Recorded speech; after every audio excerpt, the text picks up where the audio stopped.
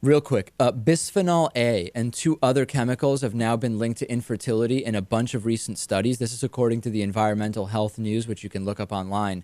This is even more concerning now, more concerning news for couples trying to conceive. In one study, it's reported that women with higher concentrations of BPA have lower peak levels of estradiol, which is a form of estrogen which helps eggs develop. In another, there was a link between blood concentrations of PCBs, which we're very familiar with at this point, Lewis, and the rate at which embryos attach to the uterine wall.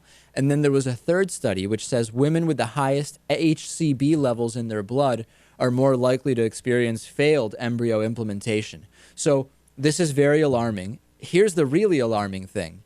Two of these chemicals, HCB and PCBs, have been banned in the U.S. for years already. HCB, which is a pesticide, has been banned in the U.S. since 1984. It's still used in some countries. It may be created as an impurity when you make other chemicals and pesticides that are legal in the U.S.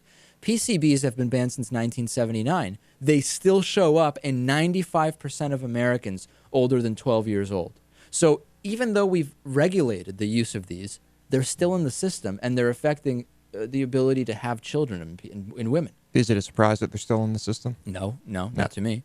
So where are these? Infant formula is one where you have to be careful. All U.S. manufacturers use BPA-based lining on the metal parts of the formula containers. So you need to choose powdered formula or liquid in glass containers is the way to avoid that.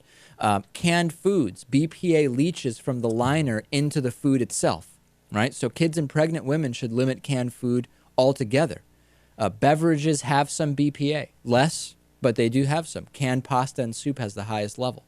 So how do you avoid this? You know, the other day we were talking about with Natan and you, an alternative to bottled water. Well, you go with the metal containers. Some metal water bottles are lined with a plastic coating that contains BPA.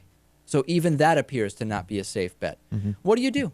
The individual has no control over this. I don't know. I don't know what to do. Yeah, Natan.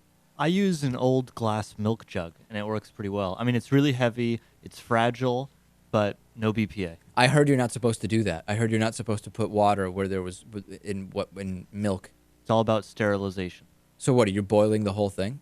You can easily just put boiling water in it, and it'll be fine. Yeah, and you only have to do it once. All right. Well, it's a wild world out there. Let's take a break. On the bonus show, three-eyed fish found near an Argentinian nuclear plant. Not a good story. Also, a Texas gun safety instructor won't teach liberals or Muslims. It's outrageous. And there's also a bizarre sandwich arrest. You'll want to hear more about it. DavidPakman.com/membership. The David Pakman Show at DavidPakman.com.